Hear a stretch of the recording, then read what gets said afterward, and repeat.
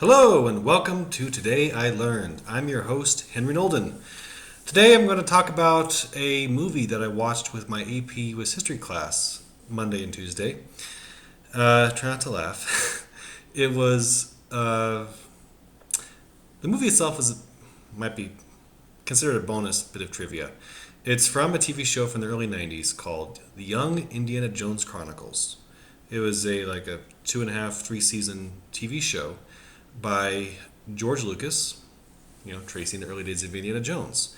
And the premise was, Indy is traveling the world on various adventures. Not, and each time he gets either involved in a major event or he meets some famous individual from history. This particular duology, set in 1917, is called Attack of the Hawkmen. And in it, Indy has just resolved that he wants a job in the World War One, where he can try to bring a war to an end faster. And he decides the best way to do that is via joining the intelligence service. He and his friend Remy are part of the Belgian army, and so they transition to the Belgian intelligence. They don't like it, and so they forge letters of transfer to the French intelligence. They're caught, but their new commanding officer is so impressed by their ambition that he brings them in anyway. Indy's first job is working as an aerial reconnaissance photographer with the Lafayette Escadrille. So here's your first thing for today I learned. The Lafayette Escadrille was a group of American volunteers who fought with the French army as early as starting out of the late 1914, early 1915. And a bunch of volunteers, the French didn't quite know what to do with them, and so they dumped them all in this one unit together. They called themselves the Lafayette Escadrille as an homage to the Marquis de Lafayette, who was a Frenchman who helped the Americans during the American Revolution. And so here you had a bunch of Americans there to help the French.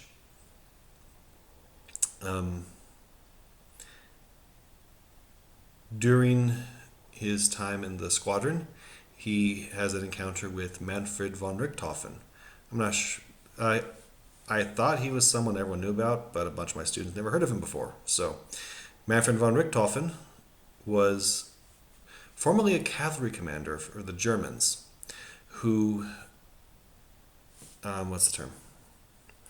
When the war broke out, he was a cavalry officer, but he quickly transferred to the brand new Flying Corps. Initially doing reconnaissance, he was not only one of the first pilots in history to shoot down another pilot. He also is to this day the pilot in history with the most confirmed kills. He shot down 80 enemy planes before he himself died in April of 1918 due to, ironically, ground fire. Took a rifle bullet to the lungs and heart. He was called the Red Baron because starting around, I can't remember if it was I want to say 16, maybe 17, he had his personal airplane painted bright red. And of course he's the Red Baron because he was also a baron. He was a Prussian noble. After his time taking pictures, he gets his first assignment, which is to convince Anthony Fokker to defect from the Germans to the French. Now, you might ask, who is Anthony Fokker? He's our third bit for today I learned. Anthony Fokker was a Dutch airplane engineer.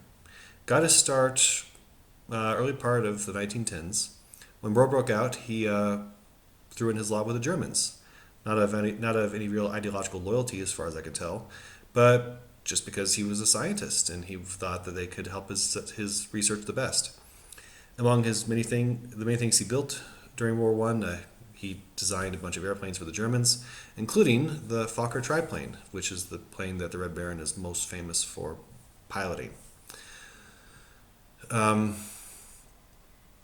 He invented the timing mechanism used by the militaries on both sides so that the bullets on the machine guns could shoot between the blades of the propeller as it turned.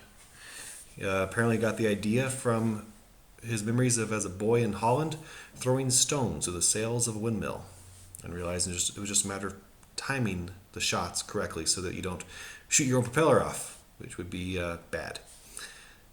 So he also meets a gentleman by the name of Forsman. So in the movie, as per the tradition of Indiana Jones films involving Nazis, they're looking trying to devise wonder weapons, Wunderwaffen, as I believe the Germans would have called it. In this case, it's a bomber being designed by Forsman. This particular one had like 3 sets of wings and a number of engines, and it was the one in the film was actually designed on a real airplane that Forsman built in 1914. Prototype, the only one of his kind of built, never went anywhere because he didn't devise the frame properly. On his third flight, the fuselage fractured upon landing, so it wasn't built properly, didn't support itself correctly. And yeah, that's pretty much all I have. It's a good movie, and I recommend the show. I loved it as a kid growing up. I learned a lot of history from watching those episodes, and I think anyone watching it nowadays will get the same. Try to overlook the fact. Try not to hold the fact that it was a TV show from the 90s too much against it. It was incredibly high quality, given the time and the resources at disposal.